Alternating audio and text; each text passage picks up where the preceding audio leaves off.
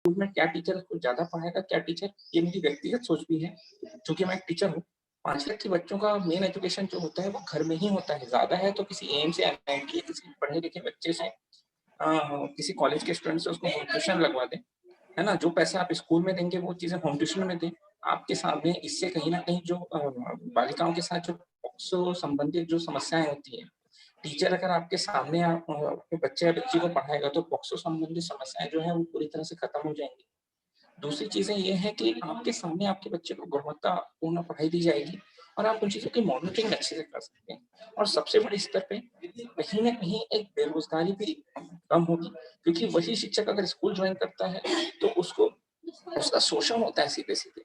जो प्राइवेट छोटे-छोटे स्कूल हैं, 12वीं पास या ग्रेजुएट स्कूल के ग्रेजुएट टीचर्स को अगर स्कूलों में रखते हैं, तो वो उनका मनमाना शोषण करते हैं, उनको ना के बराबर सैलरी देते हैं और वही टीचर अगर होम ट्यूशन आएगा, तो कहीं न कहीं उसको पैसे ठीक-ठाक भी मिलेंगे ना, तो इससे उसकी आर्थिक स्थिति भी दूर होगी, है ना? आर्थिक समस्याएँ जो हैं वो कहीं न कहीं हल होगी और साथ में कहीं न कहीं वो व्यक्तिगत तौर पे उससे उसकी भी पढ़ाई होती है, क्योंकि मैंने अपने करियर में होम ट्यूशन बहुत ज़्यादा पढ़ाई है और अपने समय में तो मेरा फीस वगैरह काफ़ी हुआ करता था होम ट्यूशन का और वहीं से मेरे करियर की स्टार्टिंग भी रही है, तो और कहीं न कहीं वो एक सिर्फ़ वहीं से ही मुझे एक एंटरप्रेन्योरशिप का एक मतलब धारणा आई थी मेरे मन में कि मुझे कभी किसी के अंडर अपनी जॉब नहीं करना है और ये चीज़ मुझे आज के परिवेश में सबसे उचित लगती है।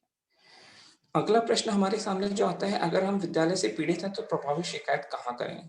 तो इसमें मेरा एक विचार रहा है कि हम अधिक से अधिक शिकायत जो है वो कलेक्ट्रेट में करें, क्योंकि मेरा आज के समय में व्यक्तिगत तौर पे ये मानना है और ये मैं देख भी रहा हूँ कि अगर जब हम कलेक्ट्रेट में शिकायत करते हैं, तो कलेक्ट्रेट की शिकायत करने पे होती है सुनवाई। जब कलेक्टर ऑफिस से कोई कागज़ जिला शिक्षा अधिकारी को 6 दिन में स्थानांतरित होता है या फिर जब कलेक्ट्रेट ऑफिस से कोई शिकायत स्थानांतरित होती है, तो वो अधिक प्रभावशाली होती है बनिस्बत हम अपनी तरफ से हम मतलब जिला शिक्षा मतलब प्रिंसिपल को शिकायत करें या विकासखंड। और इसमें होता क्या है, बार-बार शिकायत होने से ये चीज़ें कहीं न कहीं कलेक्टर के मूड में भी आता है और फिर भई वो तो कलेक्टर का मनोविज्ञान है कि वो क्या करता है और क्या नहीं करता है। और मुझे ऐसा लगता है कि वर्तमान स्थिति में जो हमारे देश में कलेक्टर आ रहे हैं, हम इस चीज़ को तो माने कि आरटीआई से बहुत बड़े स्तर पे कलेक्टर पे तो हावी हुआ है। कलेक्टर के अंतर्गत जो एक छोटे-छोटे जो भ्रष्टाचार हुआ करते थे, वो काफ़ी हद तक कम हुए हैं और मतलब जो मैं व्यक्तिगत तौर पे देख रहा हूँ कि कलेक्टर जो है, वो काफ़ी हद तक प्रभावशाली है अपने क्षेत्र में, अगर उसे हम सही दिशा में कहीं न कहीं काम करते हैं तो, है ना? तो आप सभी को मेरा बहुत-बहुत धन्यवाद, आप लोगों ने मेरी बातों को सुना। आगे मैं निवेदन करना चाहूँगा दिवेन भाई साहब से कि कृपया मीटिंग जारी रखवाएँ। दिवेन ठीक, भैया? धन्यवाद सर। मैं एक बात धन्यवाद कहना कुलदीप चाहूँगा। जी। देवेंद्र जी 1 मिनट। अभी सर ने एक बात कही थी, मैं मेरे मुद्दे पर विषय पर नहीं आता हूँ, पर बीच में इन्होंने एक बात कही थी कि प्राइवेट स्कूल में आरटीआई नहीं लग सकती। अगर ये कोई गलत धारणा अपने दिमाग में कोई साथी रख रहा है, तो इसको तुरंत प्रभाव से हटा दीजिए। बिल्कुल निजी बिल्कुल, स्कूल बिल्कुल। आरटीआई के दायरे में आती है, क्योंकि सर स्कूल को सिर्फ 2 चीज़ संचालित करती है, या तो संस्था या फिर ट्रस्ट, और ये दोनों सरकार में रजिस्टर्ड होती है और ये बिल्कुल, सरकार बिल्कुल। से ही सहमत। जमीन रियायत दाम पे लेती है। और जब मैं राजस्थान की बात कर रहा हूँ, डीपीएस और विद्या आश्रम इंटरनेशनल जैसे बड़ी स्कूल, जिसने धारा 2 में यह कहकर मना कर दिया था कि हम आरटीआई में नहीं आते, लेकिन उन्होंने आरटीई में जो बच्चे पढ़ते हैं उनका पैसा प्लस किताबों का पैसा प्लस जो जमीन डिस्काउंट में ली वो, और इसके साथ जो टीचर उस स्कूल में लगे हुए हैं उस टीचर की योग्यता वगैरह सारी सूचना ये ऑनलाइन भर के परमिशन के लिए जिला शिक्षा अधिकारी को देते हैं और वहां से टीम आती है और ये सारे डॉक्यूमेंट जांच करके जाती है।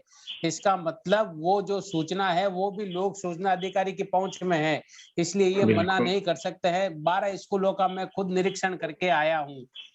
अगर किसी को कोई भी परेशानी है तो मुझसे मेरी मेल आईडी मोबाइल नंबर पे संपर्क कर सकता है, मैं उसको सारी जानकारी उपलब्ध करवा दूंगा क्या चीज कैसे मांगनी है। सर, मैं आपकी बात से पूर्णतः एग्री हूँ। थोड़ा-सा यहाँ पे मेरा जो कहने का तात्पर्य वो यह था कि प्राइवेट स्कूलों में होता क्या है कि होता मैं पेरेंट्स को आपकी बात से लूटने का सहमत काम। हूँ।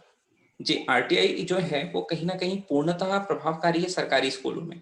मगर कहीं ना कहीं कुछ मुद्दों पे हम प्राइवेट स्कूलों में हम कहीं ना कहीं बंद जाते हैं, और कुछ जानकारी ऐसी होती हैं जो हम चाह के भी नहीं निकाल पाते। और दूसरी चीजें क्या होती है प्राइवेट स्कूलों में, जैसे कि 15 टीचर हैं, 15 टीचर में से 10 टीचर उन्होंने बीएड रखे, 5 टीचर 12वीं पास रख लिए। तो होता क्या है ना कि अब उस चीज को कहीं ना कहीं क्लैरिफाई करवाना, सरकारी स्कूलों में तो कोई 12वीं पास टीचर जा नहीं सकता, मगर प्राइवेट स्कूल में एक 12वीं पास टीचर जाके पढ़ा के भी आ जाए तो हम उस चीज को कितना किस हद तक मॉनिटर करें सर बस। और मेरा ये कहना है कि आरटीआई जो है वो है लाभकारी है, प्राइवेट स्कूलों में भी लाभकारी है, बट मैं मेरा आपको जो एक चीज मानना है कि बताता हूँ आरटीआई सर। सरकारी स्कूलों में आप दोनों ज्यादा वरिष्ठ साथियों को प्रभावशाली। इसमें विराम देते हुए इसमें मैं कार्यक्रम को आगे बढ़ाता हूँ। इसमें जो सबसे मेन बात है जो आरटीआई के दायरे में आती है या नहीं आती है, इसमें कुछ हमको पॉइंट्स पर ध्यान देना होगा। इस पर हमारे साथ जो है कोरबा छत्तीसगढ़ से अजय कुमार श्रीवास्तव जी भी जुड़े हैं। इन्होंने इस पर सीआईसी से काफी अच्छा बेंचमार्क निर्णय भी लेकर आया हुआ है। इन्होंने specially school DAV school Korba के लिए एक चीज किया था। अजय कुमार श्रीवास्तव जी, अगर हो सके तो आप अपने मोबाइल को अनम्यूट करें। श्रीवास्तव जी प्लीज अनम्यूट करें अपने आप को। जी। थोड़ा सा इसमें आप मार्गदर्शन करें साथियों को। उसमें ऑर्डर में जो 2-3 बातें स्पेसिफाइड की हुई थी, जो जमीन के बारे में, संपत्ति के बारे में, या जिस तरीके का सहयोग होगा, किस कंडीशंस पर प्राइवेट स्कूल जो है दायरे में आएगा और किस स्थिति में नहीं आएगा? देखिए मैं मैं जितना समझ पाया हूँ इसको प्राइवेट स्कूल के संबंध में आरटीआई के दायरे में आता है कि नहीं। अगर कोई स्कूल ऐड ले रहा है गवर्नमेंट एजेंसी से, गवर्नमेंट एजेंसी का मतलब हो गया कि जो सरकारी संस्थाएं हैं जैसे एससीसीएल हो गया या एनटीपीसी हो गया, इनसे अगर वो वित्त के रूप में मदद ले रहा है, जमीन के रूप में मदद ले रहा है, बिल्डिंग के रूप में, इंफ्रास्ट्रक्चर के रूप में, तो वो सीधे सीधे आरटीआई के दायरे में आ जाता है। और जहां तक प्राइवेट स्कूल की अगर हम उनकी बात करते हैं जो कि किसी तरह की एड नहीं भी ले रहे हैं, तो आप उसको थ्रू जिला शिक्षा अधिकारी कार्यालय के पूरी तरह से वो आरटीआई के दायरे में आता है और उसका हर सूचना आप अपने तक उसके माध्यम से ले सकते हैं। कहने का मतलब आरटीआई से सूचना लेने का एक माध्यम ये है कि जिसके पास भी वो दस्तावेज है उस स्कूल से संबंधित, वहां तक पहुंच जिसका भी है, कोई भी सरकारी अधिकारी वो हो सकता है, उसके माध्यम से आप सारी सूचनाएं उस स्कूल से संबंधित ले सकते हैं। तो इस हिसाब से कोई भी प्राइवेट स्कूल जो नॉन एडेड है वो भी, और जो एडेड है वो भी आरटीआई के दायरे में आता है, जो मेरी इसमें समझ बन जी, पाई है। हमारे साथ आज बहुत सारे वरिष्ठ साथी और भी जुड़े हैं। हमारे साथ जो है छत्तीसगढ़ से पालक टीचर एसोसिएशन से क्रिस्टोफर पॉल जी, देवाज राम चौधरी जी, हमारे साथ धीरेन्द्र मिश्रा जी, डॉक्टर धीरेन्द्र मिश्रा जी जो मनोरोग विशेषज्ञ हैं। बहुत सारे साथी हमारे साथ जुड़े हुए हैं और सभी को बुलाने से पहले मैं इस विषय पर विराम दे दूं कि जो आरटीआई है, हमारे पास जो स्कूल है, जो एक्ट में मैंने जितना पढ़ा, हमारे पास 5 तरीके के स्कूल होते हैं। एक गवर्नमेंट होता है, एक एडेड प्राइवेट स्कूल होता है, एक नॉन एडेड प्राइवेट स्कूल होता है, एक अल्पसंख्यक एडेड स्कूल होता है और एक अल्पसंख्यक नॉन एडेड स्कूल होता है। जनरली हम इस 5 कैटेगरी के स्कूल्स को हम लोग देखते हैं और एडेड और नॉन एडेड में सिर्फ और सिर्फ एक ही लाइन का सबसे बड़ा अंतर होता है। वह ये है कि एडेड स्कूल की जो जमीन होती है या तो वो सरकार की तरफ से दी होती है या उसका वित्त पोषण इतना होता है कि उसको अनावश्यक किसी विद्यार्थी से फीस ना लेना पड़े। तो वैसी स्थिति में उन स्कूलों को नॉन एडेड एडेड की श्रेणी में रखा जाता है और शेष स्कूल नॉन एडेड की श्रेणी में है। कई बार ये बोला जाता है कि जो स्कूल है उसको 25% आरटीई के तहत पैसे मिल रहे हैं या इसमें इतने पैसे 50,000 से ज्यादा मिल रहे हैं, किसी स्टेट के नियम के 2 लाख रुपए से ज्यादा मिल रहे हैं, तो वो आरटीआई के दायरे में आ जाएगा। तो ऐसा संभव जरूर है, लेकिन वो उनकी मूलभूत आवश्यकता नहीं है। सुप्रीम कोर्ट का एक ऑर्डर था और सीआईसी ने भी इस पर एक ऑर्डर डिफाइन किया हुआ है, जहां पर किसी स्कूल को संचालित करने के लिए कोई भी वित्तीय सहायता अति आवश्यक हो या आवश्यक श्रेणी की हो तो वह आरटीआई के दायरे में आएगा। हालांकि एक नियम हमारे पास और है जो ये बोलता है कि किसी प्राधिकारी के अंदर में आने वाले सभी डॉक्यूमेंट्स या उसके अंदर में जितने भी नियंत्रणाधीन जितनी भी दस्तावेज हैं, वो सभी हम प्राप्त कर सकते हैं आरटीआई के दायरे में। तो हमारे पास जैसे शिक्षा अधिकारी के पास अगर कोई डॉक्यूमेंट्स स्कूल्स के हैं तो हम वहां तक पहुंच बना सकते हैं, चाहे वो प्राइवेट स्कूल हुई हो, चाहे वो आरटीआई के दायरे में नहीं भी आता हो। हालांकि कई डिसीजंस हमारे पास ऐसे भी हैं जो प्राइवेट स्कूलों को सूचना लेने के लिए बाध्य करते हैं, सूचना देने के लिए बाध्य करते हैं। उसको हम अलग से शेयर कर देंगे, जैसा कि हमारा उसमें अभी इस सेशन के बाद एक सेशन और है 11:30 बजे से 1 बजे तक, जिसमें हमारे पास आरटीआई से जुड़े कई महारथी और कई बड़े विशेषज्ञ रहेंगे। हमारे साथ कमिश्नर्स रहेंगे, फॉर्मर कमिश्नर्स रहेंगे, उनसे हम इस विषय पे चर्चा कर लेंगे। हम फोकस अभी जो है मोस्टली शिक्षा क्षेत्र के टॉपिक्स पर करते हैं। और एक जो सबसे बड़ा अभी जो विषय निकल के आ रहा है फीस के संबंध में, सबसे बड़ा इशू और समस्या के रूप में देखा जा रहा है। समस्या ये है कि स्कूल जो है फीस क्लियर नहीं कर रहे हैं। हमारे जो न्यायालय है वो फीस पर कोई स्पष्टता नहीं दे रहे हैं कि फीस क्या होनी चाहिए, कितनी होनी चाहिए। वर्तमान परिस्थिति ही नहीं, आगे की परिस्थिति भी देखा जाए तो स्कूलों में बहुत ही मनमाने तरीके से फीसेस लगातार बढ़ते जा रहे हैं।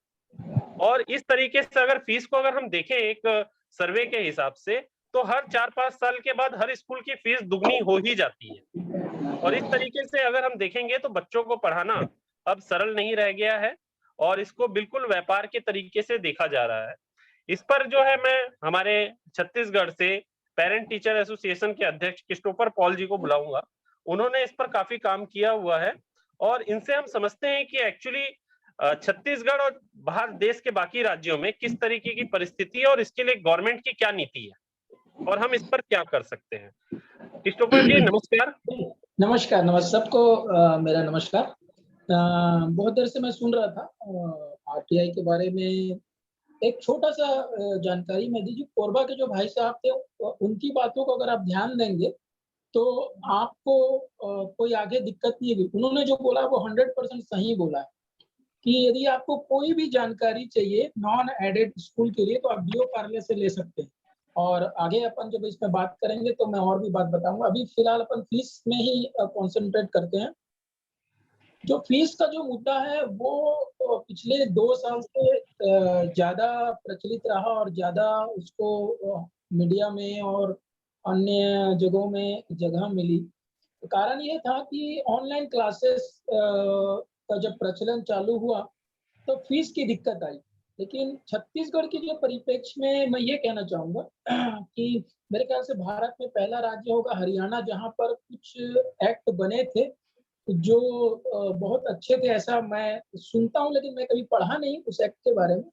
लेकिन चूंकि छत्तीसगढ़ में अब हमारे पास एक एक्ट है और अब यदि आप सीबीएसई के बायलॉज को पढ़ेंगे वहां पर भी फीस निर्धारण के बारे में लिखा है। तो सिर्फ एक्ट में नहीं, अपने को जब आप फीस की बात करेंगे तो हमको सीबीएसई बायलॉज में भी जाना पड़ेगा। सीबीएसई बायलॉज में फीस के बारे में क्या लिखा है, फिर छत्तीसगढ़ में जो है वो एक्ट के बारे में क्या लिखा है करें। तो सबसे पहली बात एक चीज हमको ध्यान रखना है, सब में एक कॉमन चीज जो रिपीट हुआ है वो ये है कि स्कूल द्वारा दी जा रही सुविधा। आप सुन रहे हैं सब मेरी बातों को? हेलो जी सुन रहे हैं। एक कॉमन चीज जो रिपीट हुआ है, यदि आप बायलॉज को भी पढ़ेंगे और आप कानून को भी पढ़ेंगे तो वहां पर एक चीज जो रिपीट हुआ है वो है स्कूल द्वारा दी जा रही सुविधा।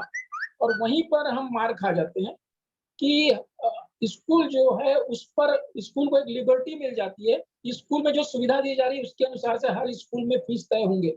छोटा स्कूल जैसा सुविधा दे रहा है उसके अनुसार से फीस निर्धारित होगा। बड़ा स्कूल जैसा सुविधा दे रहा है या उससे बड़े स्कूल जैसे सुविधा दे रहे हैं उसके अनुसार से फीस निर्धारित होगा। तो ये जो है एक बहुत बड़ा हमारे लिए एक मतलब एक प्रॉब्लम है जहां पर हम कई बार बैकफुट पर रहते हैं। स्कूल बोलता है कि हम जो सुविधा दे रहे हैं उसके अनुसार से हमने फीस को निर्धारित किया है। और यही इसी बात को लेकर हमको अब ये देखना है कि एक वर्ड जो इस्तेमाल हुआ है, आप लोग जो 3 टॉपिक दिए वहां पर लिखा है कि युक्ति युक्त। तो ये युक्ति युक्त या न्याय संगत या जस्टिफाइड, अब अपने को ये वाले वर्ड का इस्तेमाल करना ज्यादा जरूरी है। युक्ति युक्त, जस्टिफाइड, न्याय संगत।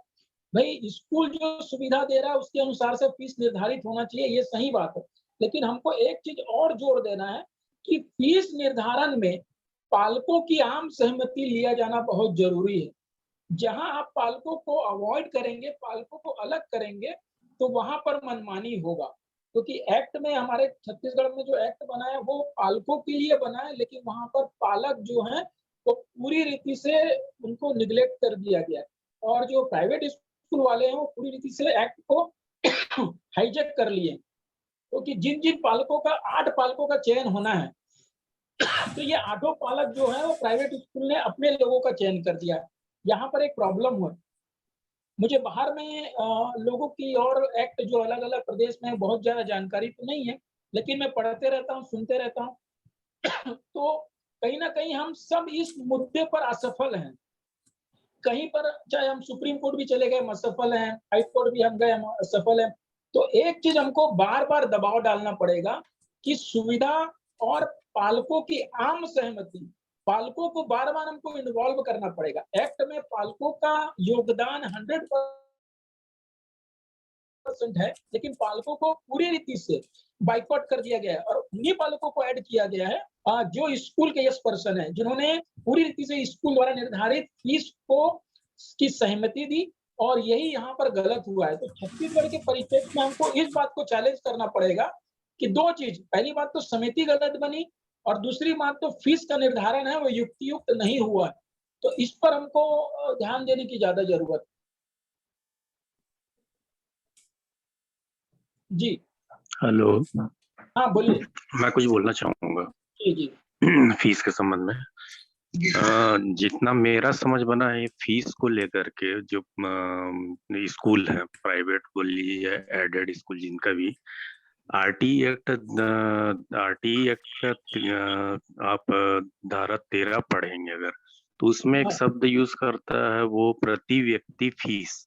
हम उस जी प्रति व्यक्ति फीस के ऊपर कॉन्सेंट्रेट करते हैं। कहने का मतलब कि वो ये कहना चाह रहा है, जितना मैं समझ रहा हूँ, कि जैसे मैं अपने बच्चे का एडमिशन कराया। हेलो, आवाज आ रही है? हाँ हाँ हाँ हाँ, बोलिए। है ना? मैं अपने बच्चे का एडमिशन कराया, 10,000 रुपए दिया। आप अपने बच्चे को एडमिशन कराया, 10,000 दिए। ऐसे 100 लोग एडमिशन करा दिए और 10,000 दे दिए। ये परिपाटी चला आ रहा है। लेकिन जहां तक हमको समझ में आया है, प्रति व्यक्ति फीस को ये अवॉइड किया है एक्ट जो है।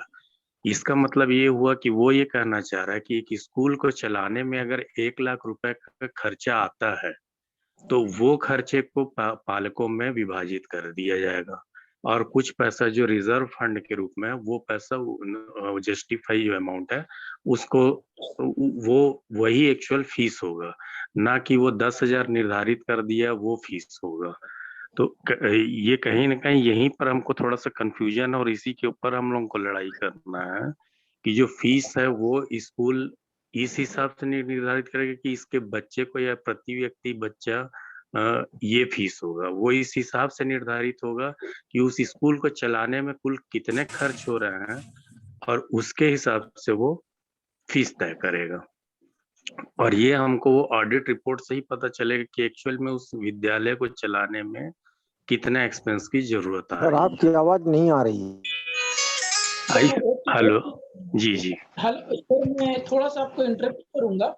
प्रति बिल्कुल व्यक्ति बिल्कुल फीस की परिभाषा, प्रति व्यक्ति फीस की परिभाषा मैं आपको बता दूं जो आर्टिकल में बिल्कुल, लिखा है। जी जी जी, यूनिसेफ ने एक किताब निकाला है, हाउ टू अंडरस्टैंड आरटीई करके।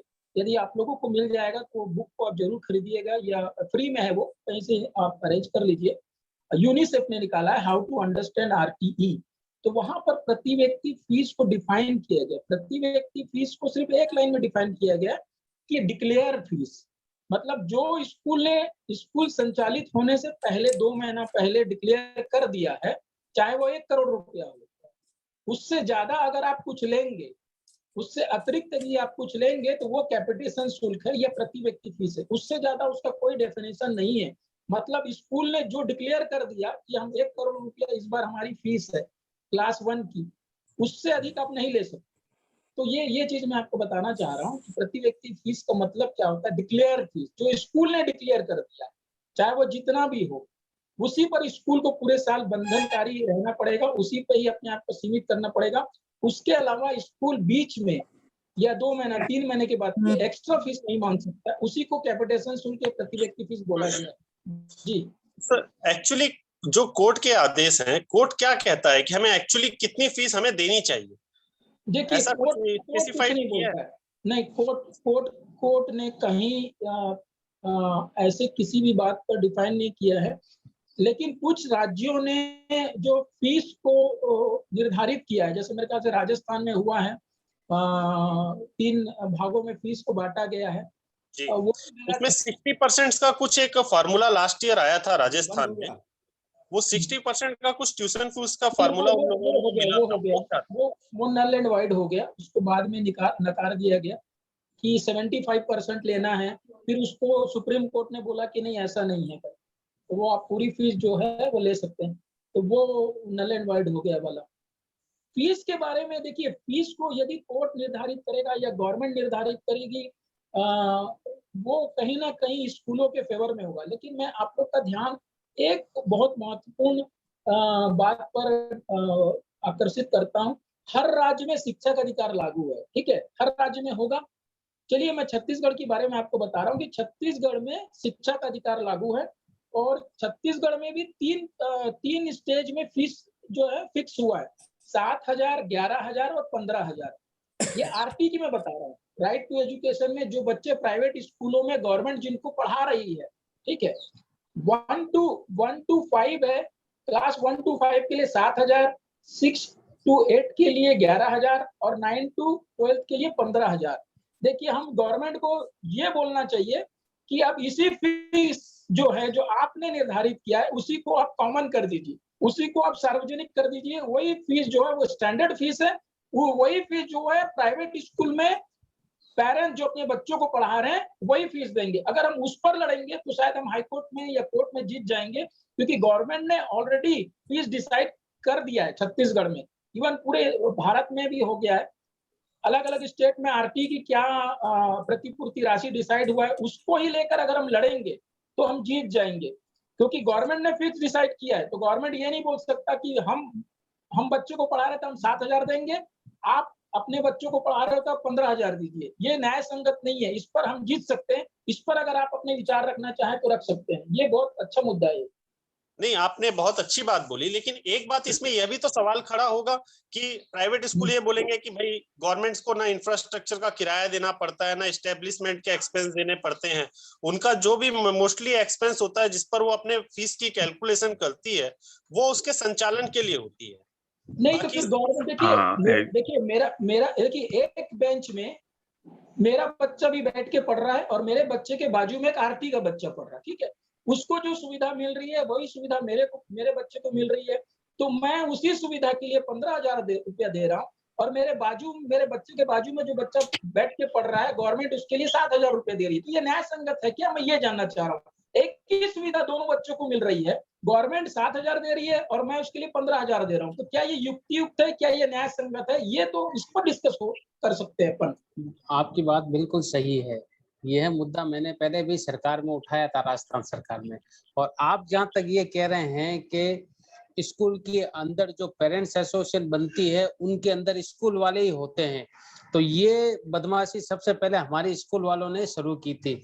लेकिन उसके अगली बार हम जाके कोर्ट से इस संबंध में स्टे ऑर्डर लेके आ गए और हमने ये कहा सर कि जब पेरेंट्स एसोसिएशन बननी है तो स्कूल के अंदर जितने भी पेरेंट्स हैं उन सब पेरेंट्स के नाम की लॉटरी निकाली जाए, ताकि जो पेरेंट्स के नाम की लॉटरी निकले वही उस संस्था में सदस्य बने, ताकि इस बारे में कोई भी बदमाशी न हो सके। अगर स्कूल ईमानदार है तो उसको ऐसा काम करने में कोई कृत्य होना ही नहीं चाहिए।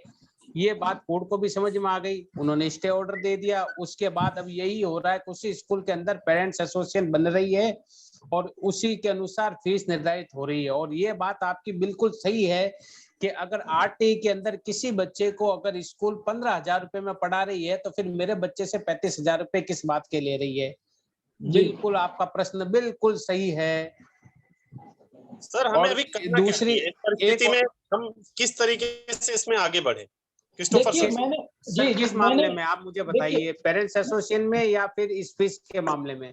देखिए मैं कुछ कहना चाह रहा हूँ। अपन दोनों मुद्दे पर बात करेंगे।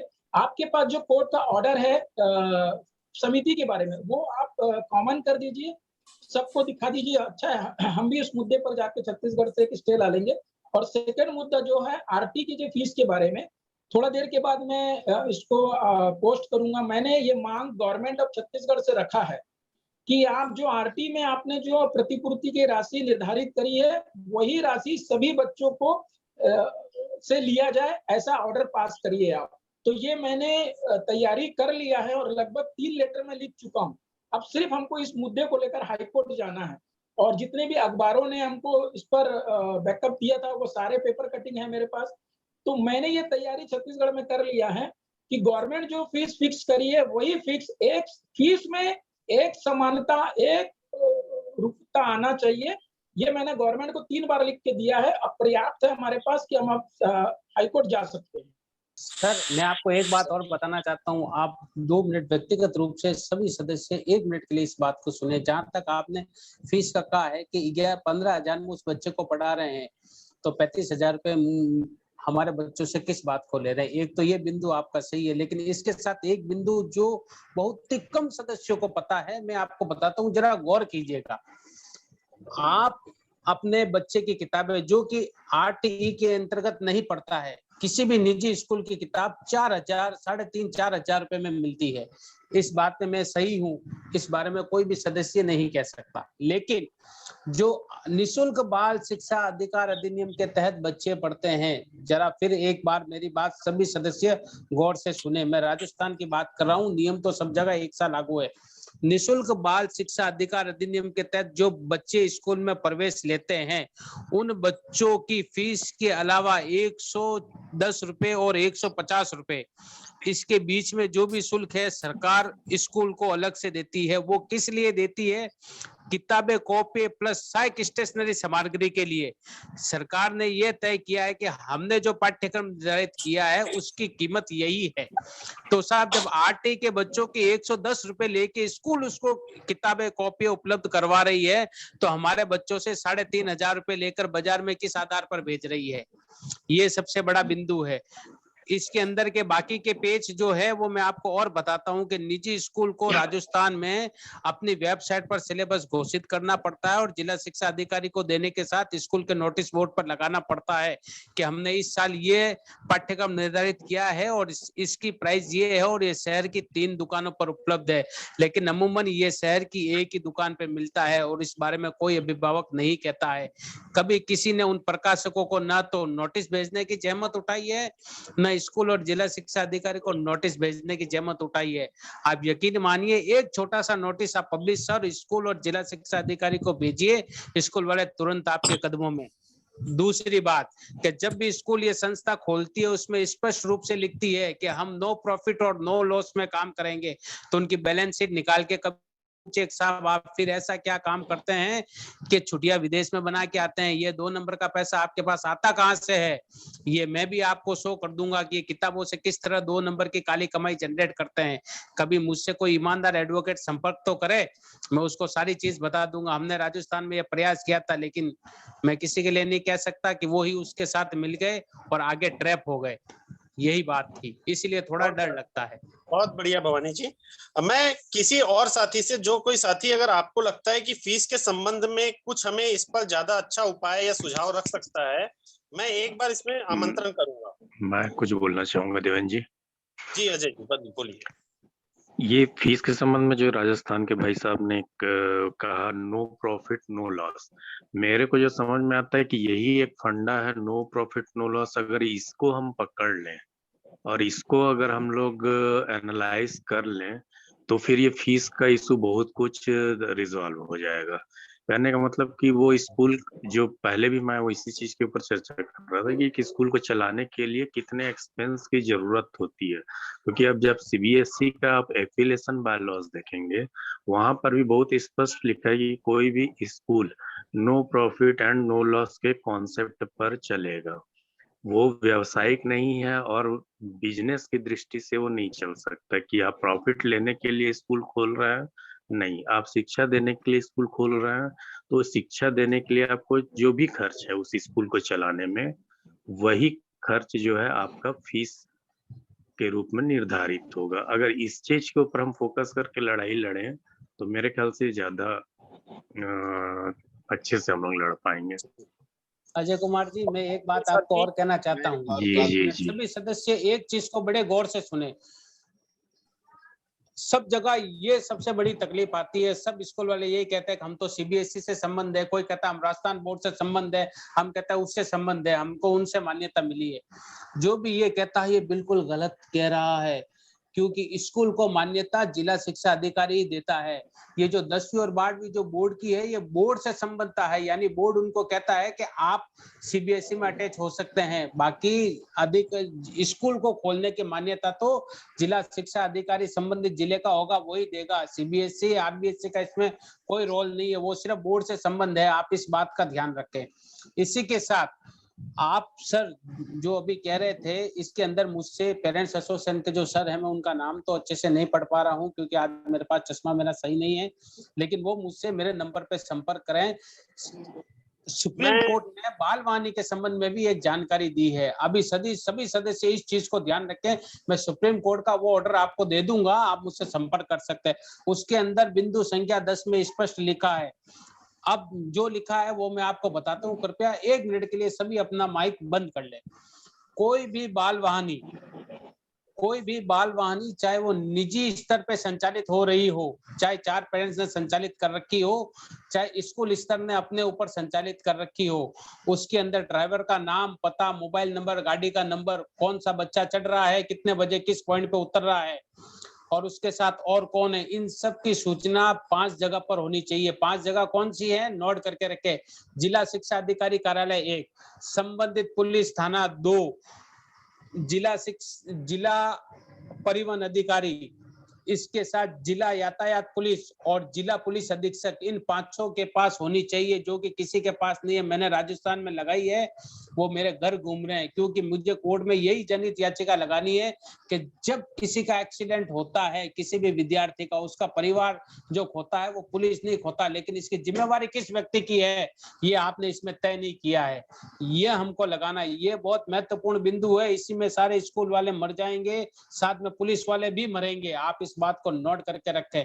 आपको इसमें किसी प्रकार की कोई आरटीए लगानी है, आप मुझसे संपर्क करें, मैं आपको बहुत ही गहरे बिंदु इसमें दे दूंगा, क्योंकि 2014 से मैं इसमें लगा हूं। भवानी जी बहुत सुंदर। और मैं अभी जो है इसी टॉपिक पे और थोड़ी गर्माहट लाने के लिए शिवदत्त पराशर जी को निवेदन करूंगा, वो अपने मोबाइल को अनम्यूट करें। शिवदत्त पराशर जी प्लीज अनम्यूट करें आप।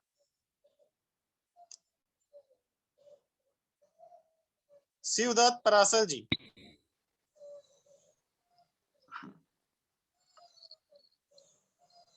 शिवदत्त पराशर जी अनम्यूट करें। इधर। हाँ हेलो, आवाज आ रही है मेरी? हाँ जी सर, आवाज आ रही है मेरी? बिल्कुल आवाज आ रही है, आप बताएं सर। सर मैं आपको वो बात बताना चाह रहा हूँ जो मेरे हिसाब से सीबीएसई के 90% लोगों को मालूम ही नहीं है कि 2 सीबीएसई वर्क कर रही है स्पोर्ट्स में।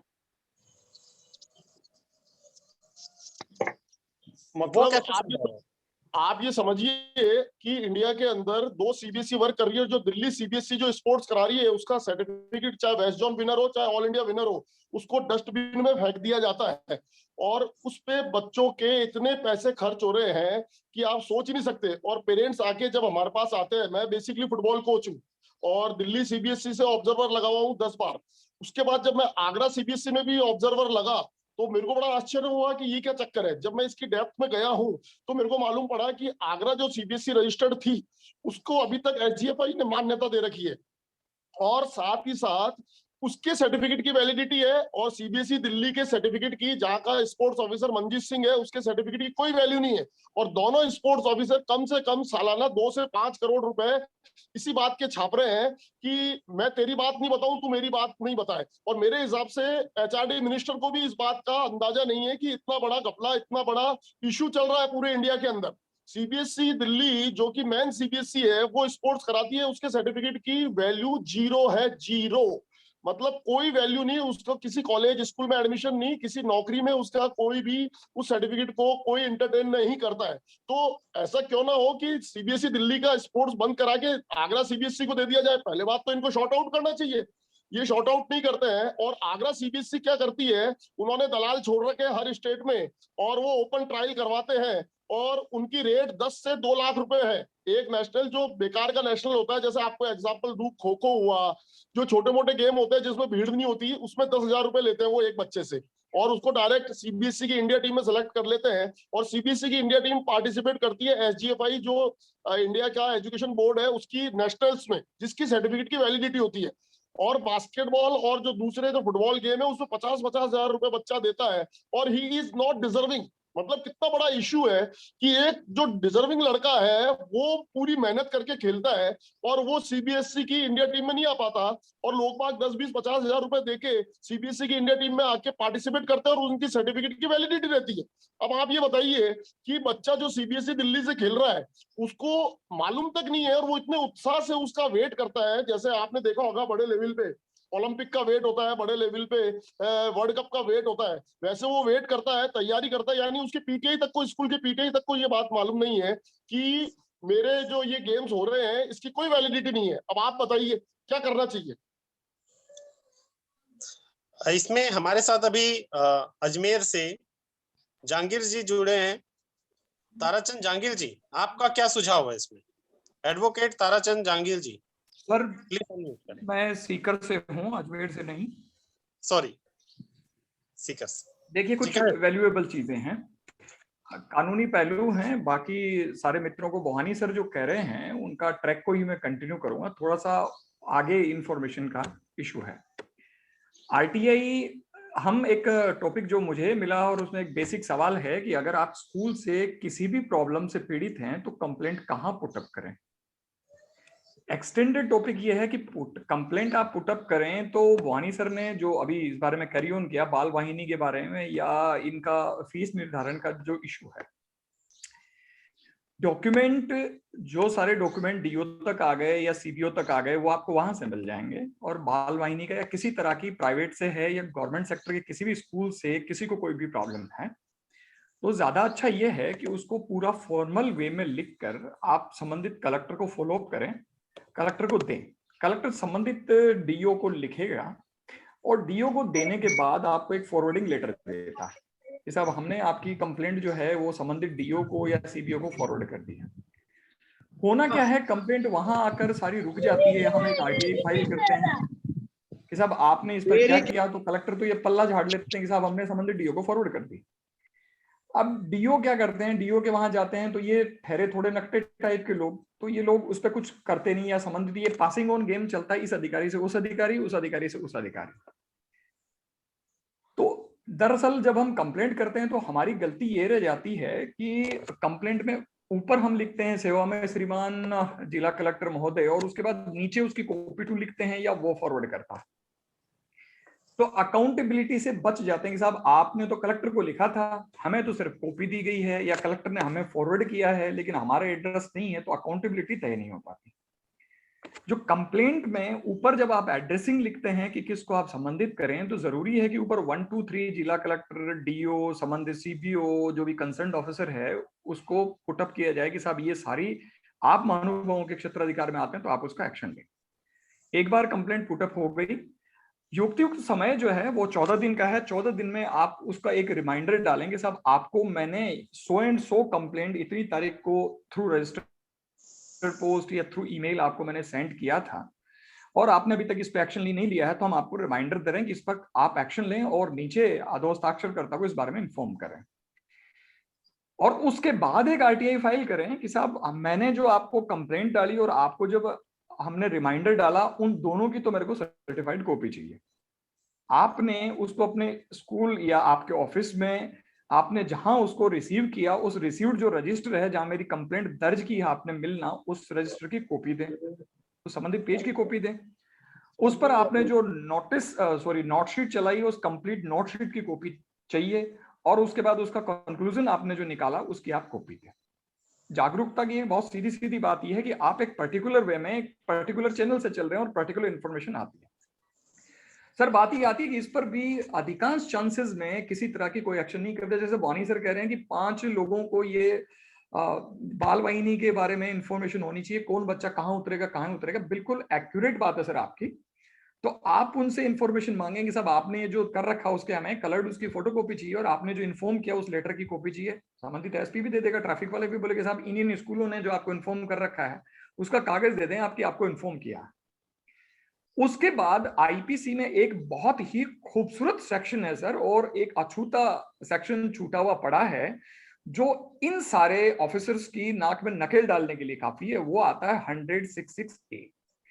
बहुत छोटा सा है, एक लाइन का एक सेक्शन है और बहुत अच्छा है वो इस लिहाज से कि उसका आगे का कॉन्सिक्वेंस मैं शेयर करता हूं आपके साथ कि कोई भी public servant, any public servant जिसकी जिम्मेदारी है कोई भी काम करना, उसकी ड्यूटी का एक हिस्सा है, अगर वो उसमें कमी करता है या बिल्कुल नेग्लेक्ट करता है तो वह लोक सेवक के पदीय कर्तव्यों की लापरवाही के लिए दंड का भागी होगा।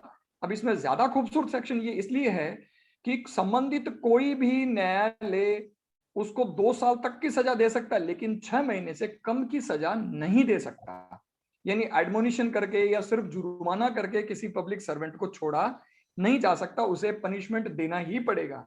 क्योंकि आपने कंप्लेंट पुटअप करी, उसका आपने रिमाइंडर डाला, तो किसी तरह से ये बचने का चांस नहीं कि साहब हमें टाइम नहीं मिला या हमें इन्फॉर्म नहीं हुआ या हमें साहब कंप्लेंट पुटअप नहीं की गई। और युक्त समय जब आप रिमाइंडर डाल देते हैं तो 1 महीने का टाइम है। उसके बाद बहुत अच्छे से एक मौजू ये है कि अधिकांश तौर पे जो कार्यकर्ता होते हैं वो किसी एडवोकेट के पास जाते हैं तो वो एक लीगल नोटिस के लिए भी एक पैसा वैसा चार्ज करते हैं।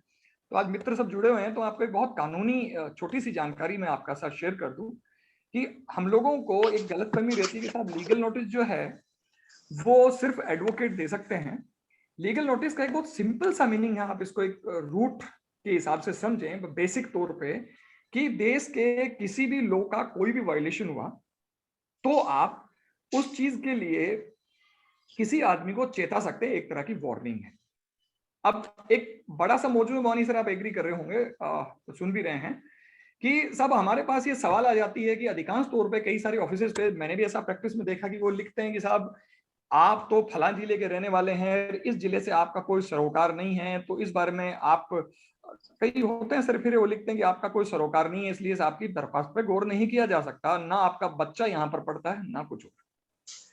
सो एंड सो 2016 में ऑनरेबल सुप्रीम कोर्ट के सामने एक केस पेंडिंग था, Amanullah versus state of Bihar case.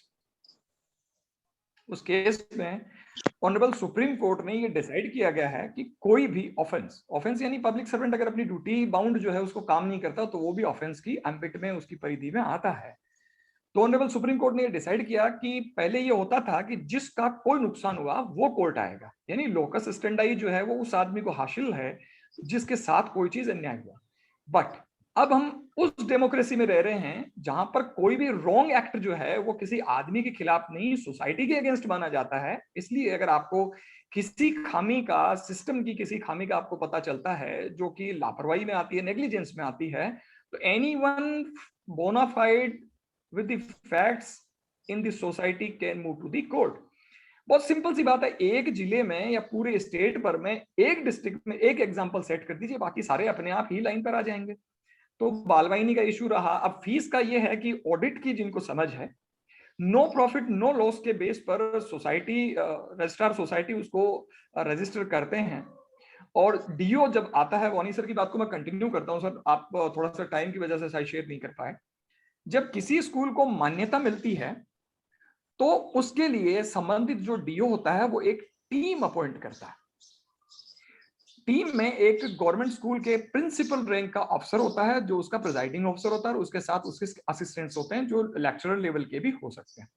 वो उस स्कूल का भौतिक सत्यापन करने के लिए आते हैं। अब जो नॉर्म्स हैं स्कूल के लिए वो ये हैं कि स्कूल की जमीन जो उसको बॉडी चला रही है उसकी खुद की होगी, किराए की नहीं होगी। अगर किराए की है तो 3 साल के भीतर आपको उसकी जमीन अवाप्त करनी पड़ेगी।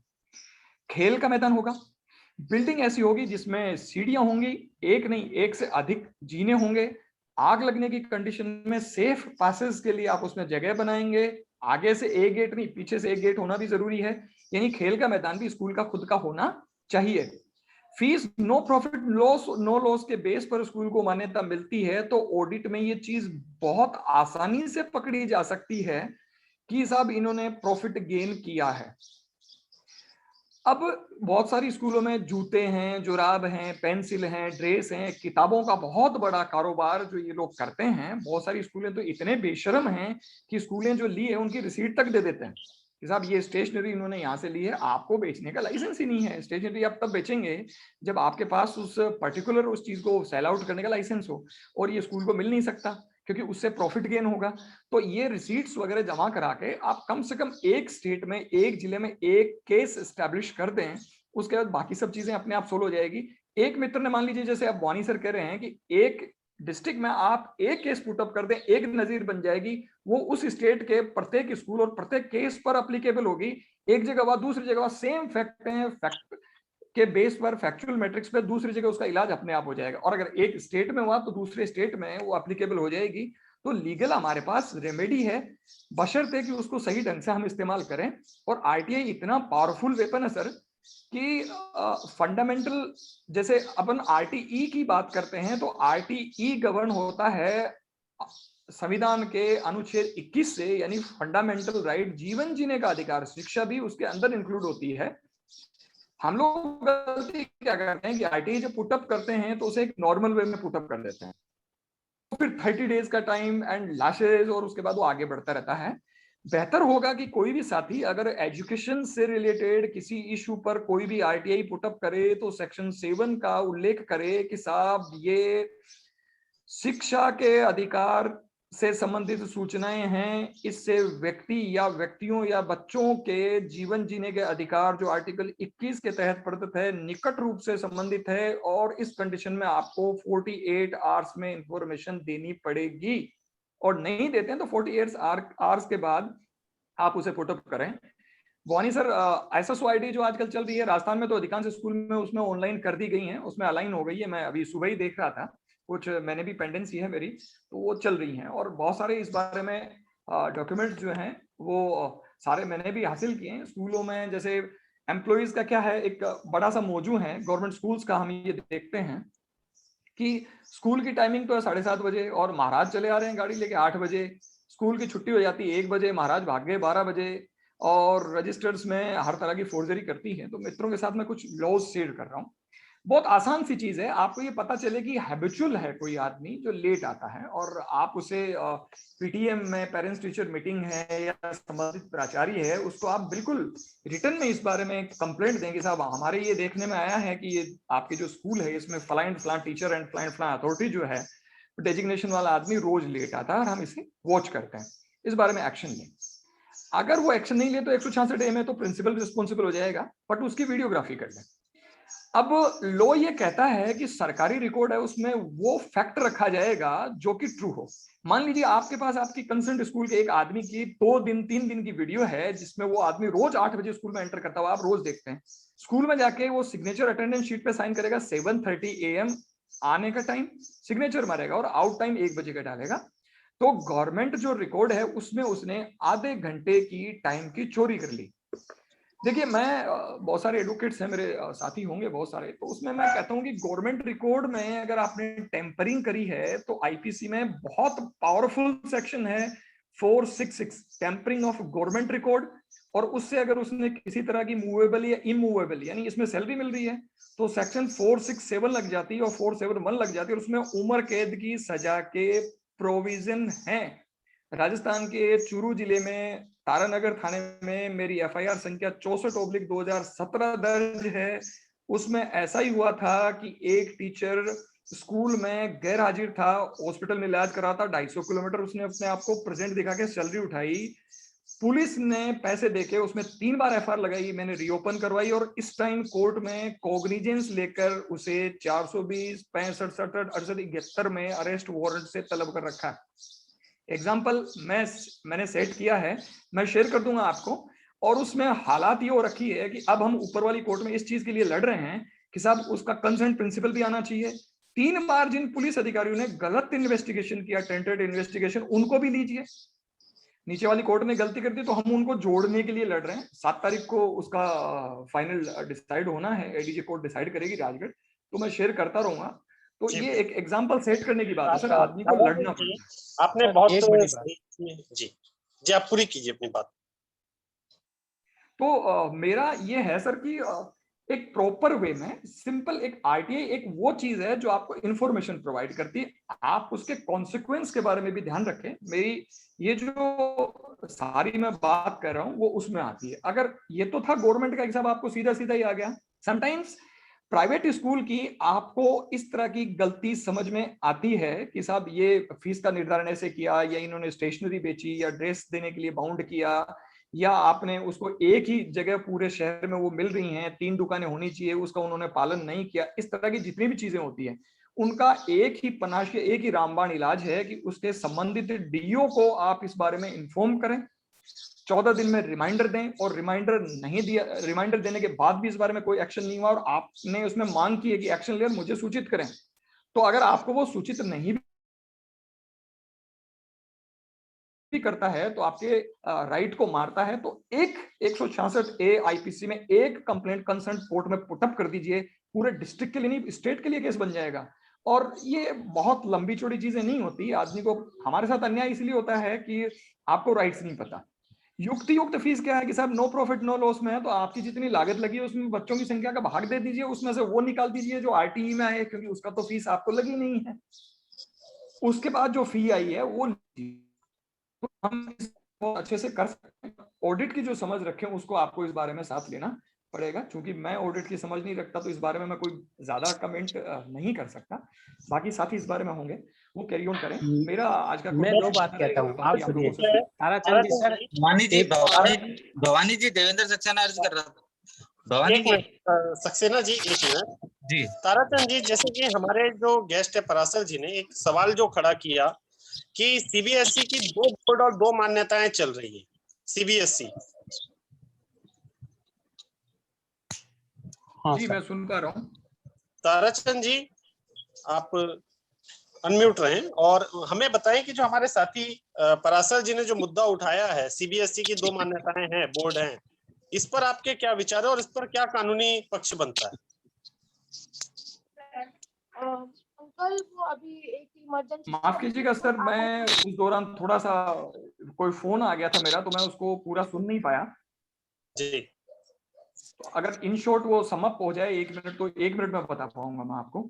शिवदत्त पराशर जी जो स्पोर्ट्समैन हमारे साथ जुड़े थे आज, प्लीज आप 1 मिनट में समअप कर दें। मैं आपको थोड़ी देर के बाद लेता हूँ। देवेंद्र सक्सेना जी आप क्या सवाल कर रहे थे? हाँ नहीं, मैं बस ये जो अभी ताराचंद जी ने बात कही थी और शिवदत्त जी ने जो बात कही थी, मतलब कि हम लोगों को ये भी चीज पे मतलब क्या करना चाहिए और कैसे होना चाहिए, इस पे भी थोड़ी चर्चा चाह रहा था मैं। तो जैसे भवानी जी बैठे हैं, ताराचंद जी बैठे हैं, तो इस पे हमारे को थोड़ा जानकारी दें इस पे। एक्चुअली क्या है सर कि हमें सबसे पहले पूरे मुद्दों का मंथन करने की जरूरत है, क्योंकि ये टॉपिक छोटा नहीं है, इस पर हमको लंबे समय तक काम करना है। और इसलिए मैं जो है और भी जो बाकी साथी हैं जो अगर हमें फीस के संबंध में कुछ और बात रखना चाहते हैं या उन्होंने कोई एक्शन लिया हुआ है, उनको मैं वापस सुनना चाहूंगा। हमारे साथ एडवोकेट अशोक अग्रवाल जी उत्तराखंड से जुड़े हुए हैं। एडवोकेट अशोक अग्रवाल जी प्लीज अपने मोबाइल को अनम्यूट करें। और कोई साथी अगर इस पर कोई अपनी बात रखना चाहता है तो वो बताएं। आप सभी साथी सबसे पहले निजी स्कूलों की बैलेंस शीट निकलवानी शुरू कीजिए। सबसे पहला एक काम कीजिए। इसके अतिरिक्त जिन स्कूलों को जिन जिन शर्तों पर जिला शिक्षा अधिकारी ने मान्यता दी है वो पत्रावली आप बाहर निकलवाना शुरू कीजिए। आपकी 90% समस्या यही खत्म हो जाएगी। उसके अंदर सारी चीजें स्पष्ट दी हुई है। और राजस्थान में तो मैं आपको एक बात और भी बताना चाहूंगा कि जब भी मान्यता देते हैं तो एक शपथ पत्र साथ में संलग्न प्रस्तुत करते हैं कि हमारे निजी स्कूल के 1 किलोमीटर से लेकर 3 किलोमीटर के दायरे में कोई भी सरकारी स्कूल नहीं है। इसी शर्त पे उनको मान्यता भी मिलती है। मैं इस बारे में कंफर्म तो नहीं हूँ, लेकिन ऐसा शपथ पत्र दिया जरूर जाता है और ऐसा नियम है। सही कह रहे हैं सर आप। मैं कुछ बोलना चाह रहा था। मध्य प्रदेश में प्राइवेट स्कूलों से अनुबंध किया जाता है, सरकारी शासन जो जिनको मान्यता देती है उनको 500 रुपए के स्टैंप पे। आपने पूरी बात समझ नहीं आई महेंद्र जी, आप फिर से बोले, आपने क्या बोला? मध्य प्रदेश में जी मध्य प्रदेश में जो भी प्राइवेट स्कूल खोलने के पहले वो शासन को अपनी ओर से अनुबंध पत्र 500 रुपए के स्टैंप पे बना के देते कि हम लोग आपकी जो शासन की जो शर्तें है वो सारी चीज मान्य करेंगे जो आरटीआई धारा 22 के अंतर्गत आती है शिक्षा विभाग की। ठीक, धन्यवाद।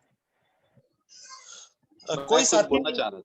हाँ जीवन जी, अब मैं आपको बताता हूँ एक भवानी बात जी, और महत्वपूर्ण। भवानी जी, मैं आपको लास्ट में लेना चाहूंगा ताकि हमारे पास और जो मित्रों के प्रश्न हैं और मुद्दे हैं, आप गोपाल जी लास्ट में इसका कंक्लूजन दीजिएगा। 1 मिनट का समय लेना चाहूंगा जी ऋषिकेश से। जी कहें सर। RS नामदेव दूसरे की आईडी से बोल रहा हूँ, माफी चाहूंगा। जी कहें सर। सर हमारे यहाँ ये समस्या है, उत्तराखंड में हमारे साहब भी जुड़े हुए हैं। समस्या ये कि स्कूल की बैलेंस शीट या अन्य चीजें तो हम तब निकलवाएं जब वो उस स्कूल की मान्यता हो। हमारे यहाँ 3 स्कूल प्रॉपर ऋषिकेश में ऐसे हैं जो हाई स्कूल की मान्यता लिए हुए हैं और इंटर तक चल रहे हैं।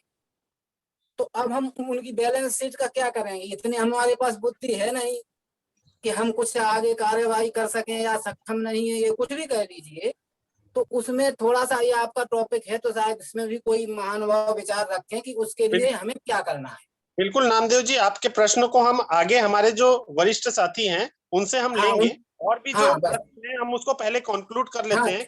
ठीक है। आज का जो कार्यक्रम है मोस्टली 11:30 बजे तक है और हम बहुत ज्यादा से ज्यादा इसको हमारे वरिष्ठ साथियों के जुड़ने तक शामिल चला सकते हैं, लेकिन चूंकि समय कम है इसलिए मैं पहले साथियों के क्वेश्चन इसमें ले लेता हूं ताकि हमारे वरिष्ठ साथियों से इसका कंक्लूजन लिया जा सके। ठीक है sir, thanks sir. Narendra Singh राजपुरोहित।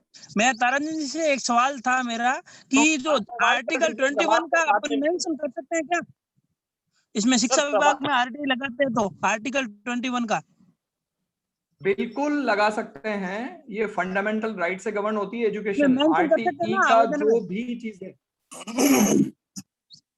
नरेंद्र जी, जो आपने बात करी है, शिक्षा का अधिकार हमको आर्टिकल 21A से मिलता है जो जीवन का अधिकार है और जीवन में मेंशन कर सकते हैं ना आरटीआई आवेदन में आप कर सकते हैं, पर आरटीआई से संबंधित और भी विषय की जानकारी आपको नेक्स्ट सेशन में मिल जाएगी। नरेंद्र जी अभी नहीं बहुत प्लीज थोड़ा हेल्प कीजिए, कोऑर्डिनेट कीजिए। मुझे जो अभी का मुद्दा है, चूंकि जो आज हमारा मेन मुद्दा है, क्योंकि हम लोग अपने पूरे कार्यक्रम में नहीं ले पा रहे हैं आज, तो जो हमारा मेन मुद्दा है और प्राइवेट स्कूल, इससे रिलेटेड हम साथियों को और सुनेंगे और उनके प्रश्नों का जवाब बाद में हम वरिष्ठ साथियों से लेंगे। तो जीवन जी आप कुछ बोल रहे थे। जीवन कुमार जी झारखंड से हैं हमारे साथ जी। मैं झारखंड से, रांची से हूँ। मैं एक जानकारी देना चाह रहा था कि मैं इधर कुछ आरटीआई डाला था स्कूल से लेकर के प्राइवेट स्कूल्स में। तो यहाँ मुझे जो रामगढ़ डिस्ट्रिक्ट में मैं डाला था यहाँ, तो रामगढ़ डिस्ट्रिक्ट में जो प्राइवेट स्कूल जो चल रहे हैं, चाहे छोटे हो चाहे बड़े हो, बड़े तो नहीं लेकिन छोटे जो प्राइवेट स्कूल्स हैं, वहाँ करीब करीब 70% ऐसे स्कूल हैं जो ऐसे ही चल रहे हैं बिना किसी संस्था से रजिस्टर्ड, मतलब पूरी तरह से इलीगल हैं। और जो हमने DSC या DU को इसकी जानकारी दी तो भी बात को टाल गए। एक्चुअली मैं भरबल उनको कहा तो एक्चुअली वो बात टाल गए। तो यहाँ पे हमको दिख रहा है कि मतलब जो नो प्रॉफिट नो लॉस का मतलब हो गया क्या कि फुल प्रॉफिट पे काम कर रहे हैं और किसी भी संस्था से वो संचालित नहीं। जी सर। देवेंद्र जी, लगभग सभी जगह है। इस पर सबसे वैल्यूएबल चीज मैं आपके साथ शेयर करना चाहूंगा। एक मिनट ताराचंद जी, प्रश्न ले लेता हूँ। ताराचंद जी लास्ट में आप कंक्लूजन सबके लिए दीजिएगा एक साथ। देवेंद्र जी। हाँ जी सर, कहें आप। राजकुमार कौशिक बोल रहा हूँ दिल्ली से। कौशिक जी कहें। नमस्कार। बड़ी खुशी हुई कि आपने दूसरी बार टॉपिक रखा। बेसिकली क्या था कि मैंने भी आरटीआई डाली थी रिगार्डिंग एजुकेशन में ही दिल्ली में। तो बेसिकली मैंने जब उनसे, क्योंकि दिल्ली सरकार ने मना किया था कि आपकी कोई भी एनुअल चार्जेज प्लस आपका डेवलपमेंट चार्जेज नहीं लेंगे, परंतु उन्होंने उसके बाद भी वो डेवलपमेंट चार्ज लिया, एनुअल चार्जेज लिए, बाकायदा फीस पर लिख के दिया। मैंने यहाँ के जो डीओ थे, मैंने डीओ से बात की तो उन्होंने कहा आप रिटर्न में डालिए उस चीज के लिए। जबकि मैंने आरटीआई डाल के पूछा था इस चीज के लिए तो आरटीआई में उन्होंने कोई जवाब नहीं दिया था। और फीस जबकि केंद्र राज्य सरकार ने, दिल्ली हाई कोर्ट ने, सुप्रीम कोर्ट ने क्लियर कहा था कि कोई भी फीस बढ़ाएंगे नहीं, परंतु उसके बावजूद ही इन्होंने फीस बढ़ाई। मैंने 3 वर्ष तक फाइटिंग की, फीस तो खैर रुक गई उस चीज के लिए, परंतु एनुअल चार्जेज और डेवलपमेंट चार्जेज आज भी पीछे पड़े हुए, मैं जमा नहीं किया अभी तक। बहुत लोग पेरेंट्स ने जमा किया हो, पर मैंने जमा नहीं किया अभी तक वो चीज के लिए।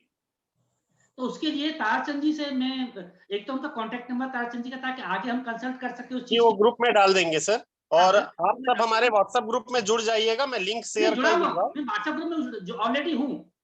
मैं आपको शिक्षा के लिए पर्टिकुलर हमने एक ग्रुप बनाया हुआ है, उसमें हम सभी साथियों को लिंक अभी दे देंगे थोड़ी देर में। जिनको इस क्षेत्र में काम करना हो वो उसमें जुड़ सकते हैं। अक्षय गोस्वामी जी, आप भी दिल्ली से हैं, आप कुछ कहना चाह रहे थे? अक्षय गोस्वामी जी। सर मेरी आवाज आ रही है सर? हाँ जी आ रही है, कहें। हाँ सर, अग्रवाल जी आवाज मेरी आ रही है आपको? त्रिवेदी जी कुछ बोलना चाहते हैं, सेक्रेटरी हैं, उनसे सुनिए। अग्रवाल जी, गोस्वामी आवाज क्लियर है? हाँ सर आवाज क्लियर है, बोलिए। सर मेरा ये कहना था कि जो मोटो आप लेके चलिए ना, उसके मुद्दे से शायद मैं समझता हूँ कि हम कहीं ना इधर उधर जाने शुरू कर दिया है। राइट टू एजुकेशन, पहले तो मैं आपसे रिक्वेस्ट करूंगा कि हमने जो ग्रुप आपने स्टार्ट किया है उसके लिए थैंक्स, और ये सभी चीज की आज हर एक आदमी की जरूरत है। तो मेरा अपना एक रिक्वेस्ट था कि जो भी प्रॉब्लम है, जो लोग इस फील्ड में काम कर रहे हैं, वो सबसे पहले एक ग्रुप में वो चीज शेयर करें कि आप लोगों के नियर बाई जो भी स्कूल्स है उनमें इस तरह की चीटिंग होती है और ये फैसिलिटी गवर्नमेंट की तरफ से प्रोवाइड हो जाती है। पहला स्टेप ये होना चाहिए सबके दिमाग में कि ये चीजें हम पूछेंगे, तब हमें पता लगेगा कि जो गवर्नमेंट को इन्होंने एफिडेविट दिया है या गवर्नमेंट की गाइडलाइन को ये प्राइवेट स्कूल फॉलो कर रहे हैं या नहीं कर रहे हैं, और इनको फॉलो कराने के लिए हमें क्या करना चाहिए। क्योंकि मैंने फाइल की, आपने फाइल करी, किसी और ने फाइल करी, हम ऊपर के लेवल पे जा रहे हैं। अभी जो टॉपिक है, मेरा ऐसा मानना है कि हमें ग्राउंड से चीज बताई जाए, जिसको नहीं भी नॉलेज है, कम जानकारी है, कि आपको इस एजुकेशन से रिलेटेड शिक्षा का अधिकार सबको दिलवाना। और हम कोशिश इस तरह से करें कि जिन लोगों को इसकी डीपली जानकारी है वो इस तरह से गाइड करें कि देखिए आपके पास में देखिए कितने स्कूल प्राइवेट्स हैं या सरकारी है, उनमें ये सुविधा पहले आप डालें कि उनमें जो प्रॉब्लम या जो सुविधा सरकार के हिसाब से देनी चाहिए वो लोगों को, आम पब्लिक को नहीं दे रहे हैं, उसका मिसयूज कर रहे हैं। तो उसके लिए गाइड करें कि आप ये चीज पूछें पहले स्टेप में, तो उससे क्लियर हो गया है कि ये स्कूल ये सुविधा दे रहा है, ये नहीं दे रहा है। उसके बाद में नहीं दे रहा है तो आगे का स्टेप क्या है। मेरा ऐसा मानना है कि शायद ये बेस होना चाहिए। गोस्वामी जी, हम लोग बेसिक्स पर भी काम करेंगे और हम कर भी रहे हैं। आप ग्रुप में जुड़े रहें, बने रहें, हम आपको उसमें आगे मार्गदर्शन मिलता रहेगा। देवेंद्र जी, प्रणेश जी त्रिवेदी कुछ बोलना चाहते हैं, उनको सुनिए। हेलो अग्रवाल जी, मैं कुछ बात करना चाह रहा हूँ सभी से। हाँ सर 1 मिनट, हम पहले साथियों का एक बार प्रश्न ले लेता हूँ सबका। सर मैं कुछ बोलना चाहूंगा सर। शंकर पोल जी, आपका प्रश्न क्या था या कुछ कहना चाह रहे थे? मेरा प्रश्न ये था सर कि मैं 24/2021 को थाने में लगा था, थाने से जानकारी मांगा हूँ सर, अभी तक नहीं मिला है। नीरज सिंह करके दिए थे सर। सर ये आपका अभी नेक्स्ट सेशन में हम आधे घंटे के बाद आपके प्रश्नों को लेंगे। आधे 1 घंटे के बाद हम आरटीआई का विशेष टॉपिक हमारा 11:30 बजे से 1 बजे के बीच रहेगा। हम आपके प्रश्नों को वहां पर ले लेंगे, आप बने रहें। थोड़ी देर के बाद मैं आपके प्रश्नों को लेता हूँ। शशि कुमार शुक्ला जी, आप कुछ कहना चाह रहे हैं? हेलो जी, हेलो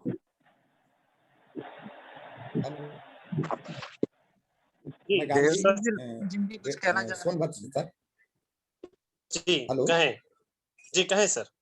लक्ष्मण सिंह जी बताएं। मैं ये जानना चाहता था कि जैसे एलकेजी में, यूकेजी में बच्चों का एडमिशन होता है, तो क्या ये सीबीएसई बोर्ड में ये है कि उनके अभिभावक का इंटरव्यू होगा या उनको खड़ा रहना पड़ेगा? जी नहीं, इस पर बिल्कुल रोक है और ऐसा बिल्कुल कोई स्कूल नहीं कर सकता है। अगर ये करेगा तो कानूनन अपराध है। इस पर सजा के प्रावधान भी एक्ट में क्लियर दिए हुए हैं।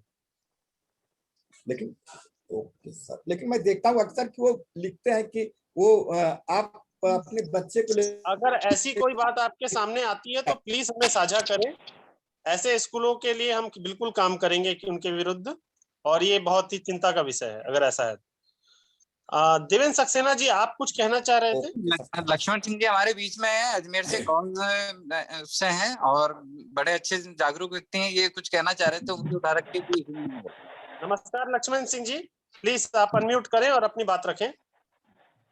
अनम्यूट करें लक्ष्मण सिंह जी, अनम्यूट करें। आपका मोबाइल अनम्यूट करें, पहले अनम्यूट करें आपका मोबाइल।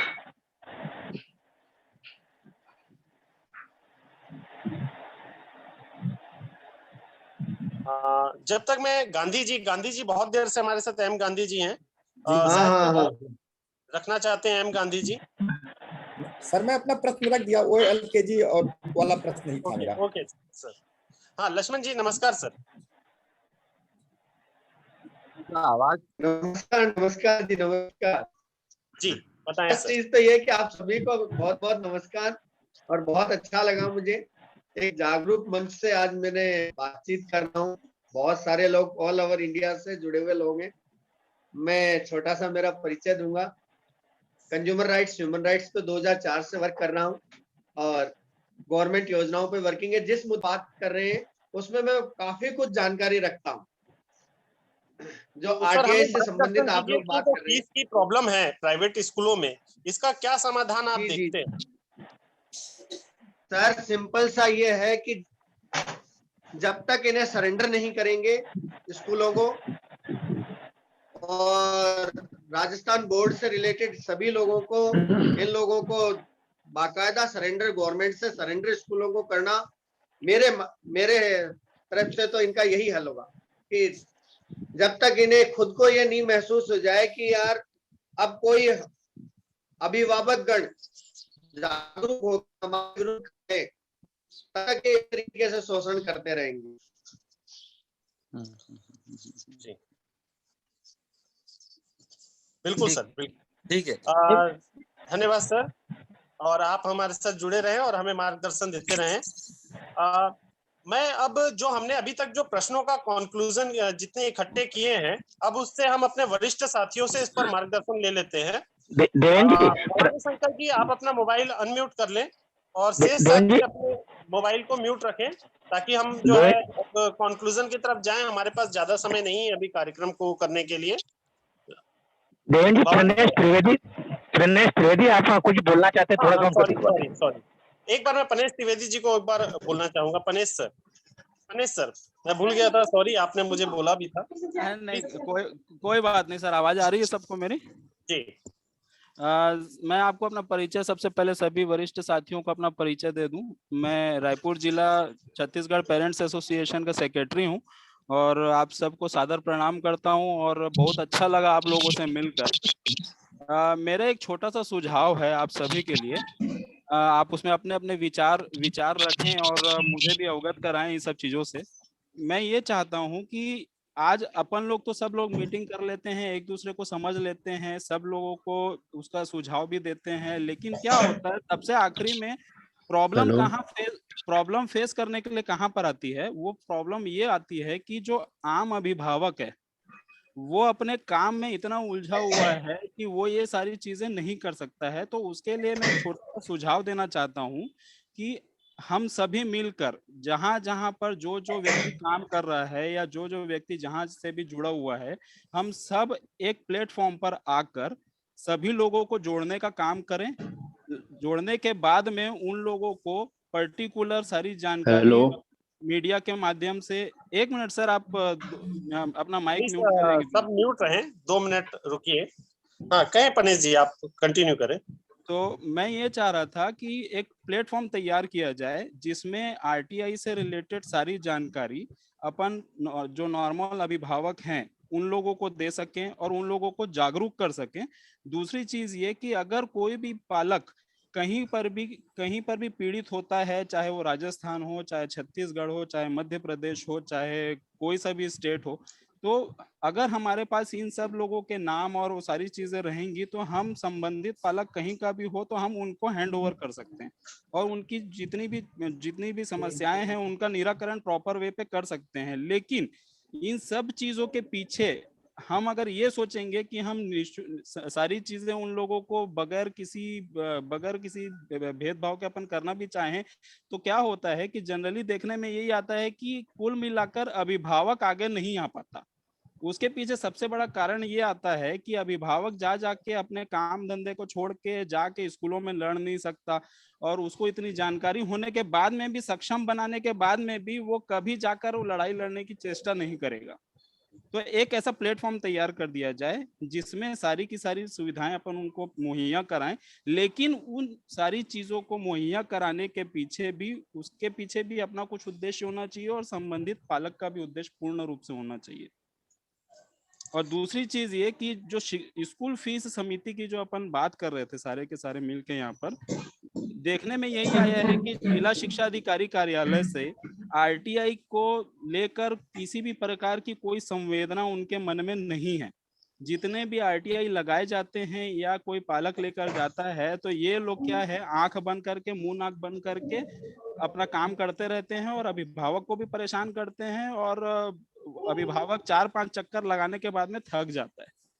तो मैं ये चाहता हूं कि अपन कुछ आरटीआई एक्टिविस्ट जो हैं, वो जो एसोसिएशन के लोग हैं, वो जो प्रॉपर वे पे काम कर रहे हैं शिक्षा के संबंध में, उन लोग कम से कम हर अपने अपने डिस्ट्रिक्ट में जाके ये अवगत करा दें जिला शिक्षा अधिकारी को कि इस तरीके की कोई भी समस्या अब नहीं आनी चाहिए, ताकि उस पर दबाव बनाया जा सके और कलेक्टर महोदय या जितने भी बड़े अधिकारी वर्ग हैं उन लोगों को भी इस सारी चीजों से अवगत करा दिया जाए, और जहां पर भी किसी के साथ गलत होता है तो उसको अपने प्लेटफॉर्म पे, जैसे फेसबुक है, मीडिया के माध्यम से या किसी भी तरीके के जी परेश जी, मैं आपकी बात समझ रहा हूं और मैं आपकी बात को बहुत ही स्पष्ट और छोटे तौर पे अपने सभी साथियों को रख देता हूं कि आप जहां जहां से हैं, आप उन क्षेत्रों में जितने भी स्कूल्स हैं और वहां पे जितने भी पालक एसोसिएशन हैं, अभिभावक संघ है, उनसे जुड़ने का और जोड़ने का प्रयास करें, और अपने आसपास या अभिभावकों की और इस क्षेत्र में काम करने वाले लोगों के लिए आप सेपरेट ग्रुप्स बनाएं, ताकि हम एक ज्यादा से ज्यादा संगठित तौर पर हम nationalise level, state level, district level पर अपनी बातों को रख सके। बिल्कुल अच्छे से हम अपनी बातों को मजबूती से रखेंगे, वो बातें को रखने में काफी सहायता होगी। अब मैं आपको एक बात बताता हूँ, फाइनल मुद्दे की बात जो अभी तक हो रही है, सबसे पहला मैं आपको बताता हूँ, जहाँ तक स्कूल की काली कमाई की बात है, तो ताराचंद जी एडवोकेट सर, मैं आपका ध्यान विशेष तौर पर आकर्षित करना चाहूंगा। आप इस बात को सभी समझे कि 2 नंबर की काली कमाई कैसे जनरेट होती है इन स्कूलों की, जिसका कोई हिसाब नहीं होता। अच्छे से समझना, मैं सिर्फ 60 सेकंड लूंगा। मैं स्कूल का नाम लेता हूँ सेंट्रल एकेडमी जोधपुर, जिसकी पाली जोधपुर और जयपुर में मिलाकर कुल 5000 बच्चे होंगे और 7 से 8, 10, 12 ब्रांच होगी, इससे कम तो इसकी ब्रांच नहीं है। अब आप एक बात को समझिए कि सरकार ने जो पाठ्यक्रम निर्धारित किया है वो तो 160-70 रुपए का है एनसीईआरटी का, लेकिन ये निजी प्रकाशक की किताब सेलेक्ट करते हैं जिनकी कीमत होती है 350-450 रुपए। फर्क क्या होता है कि सरकारी स्कूल कहती है कि 1 आम और 1 आम बराबर 2 आम, और निजी प्रकाशक क्या कहता है कि 1 apple plus 1 apple equal to 2 apple. बात तो वही है। सरकार कैसे बेवकूफ बनाती है, एनसीईआरटी बेस्ड पाठ्यक्रम, ये नहीं कहती एनसीईआरटी की किताब, एनसीईआरटी बेस्ड पाठ्यक्रम, इसका फायदा उठाकर निजी प्रकाशक किताब लगाते हैं, और निजी प्रकाशक की ऐसी कोई भी किताब नहीं है जिस पर स्कूल को कमीशन नहीं मिलता हो। शुरुआत में इन स्कूलों का कमीशन 50% से लेके 80% तक होता है।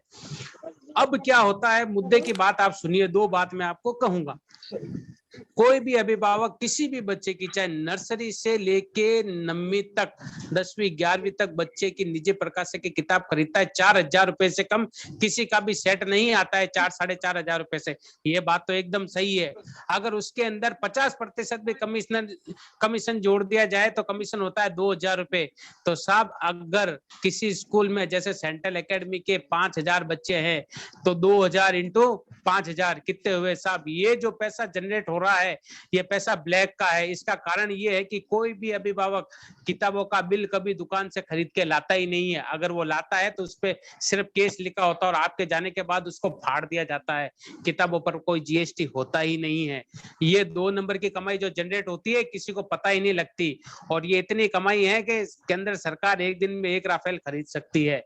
ये अलग बात। इसके दूसरी बात, किताबों की जो इनकी काली कमाई है वो तो कमाई आती है इनकी यहाँ तक।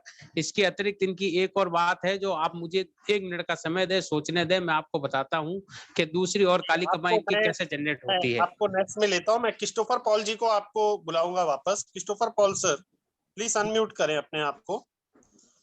और जी बोलिए। आपने अभी तक की सारी समस्याएं मित्रों की सुनी है, आपका इस पर क्या व्यू है और हमें क्या करना है, इस पर मार्गदर्शन करें। देखिए, फीस के बारे में हर स्टेट में अलग कानून है, अलग गाइडलाइन है। तो हमको अलग अलग सोचना पड़ेगा स्टेट वाइज। हम एक नेशनल फीस का कोई ऐसा प्रोग्राम नहीं बना सकते कि ये दिक्कत ये है कि हर स्टेट में अलग कानून है, हर स्टेट में अलग गाइडलाइन है। तो स्टेट वाइज हमको फीस के बारे में सोचना पड़ेगा। छत्तीसगढ़ में अलग ढंग से सोचना पड़ेगा, हरियाणा में, राजस्थान में, गुजरात में, दिल्ली में, क्योंकि सब अलग अलग कानून हैं। तो कानून वाइज हमको सोचना पड़ेगा। लेकिन एक कॉमन चीज जो हम सोच सकते हैं वो ये है कि आरटी में जो फीस निर्धारित हुआ, जिसको हम प्रतिपूर्ति राशि बोलते हैं, उसको लेकर हम एक मुद्दा बना दें, नेशनल इशू बना दें कि हर स्टेट में जो प्रतिपूर्ति राशि डिसाइड हुई है वही अदर बच्चों के लिए भी फिक्स किया जाए, तो एक नेशनल इशू बन सकता है।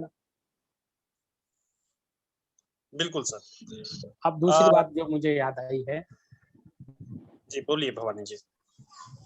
आप ज्यादा से ज्यादा इस संबंध में जिला शिक्षा अधिकारी को शिकायत तो करें, लेकिन शिकायत के अंदर एक बात स्पष्ट रूप से लिखे, जैसे कि अभी ताराचंद जी ने बताया है कि ये जीवन से संबंधित है, यदि आपने कार्रवाई नहीं की तो 167 के तहत आपके खिलाफ कार्रवाई कराई जाएगी। और जब लेटर लिखे तो नीचे ये नोट स्पष्ट रूप से बोल्ड करके रखे कि उक्त परिवाद / शिकायत को सार संभाल कर रखे और इस पर की गई कार्रवाई से मुझे अवगत करावे, अन्यथा आपके खिलाफ जब न्यायालय में कार्रवाई की जाएगी उक्त पत्र को भी साथ में संलग्न पेश करवाया जाएगा, इसलिए इसको कार्रवाई करके सुरक्षित रखा जावे, ये लिखे। और अधिकतर जिला शिक्षा अधिकारी हमारे जोधपुर के मैं बताता हूँ, उनके कार्यालय के कार्मिक निजी स्कूलों पर इसलिए कार्रवाई नहीं करते हैं क्योंकि उनके आधे कार्मिक निजी स्कूलों में जाके अपनी सेवाएं देते हैं, ये कड़वी सच्चाई है।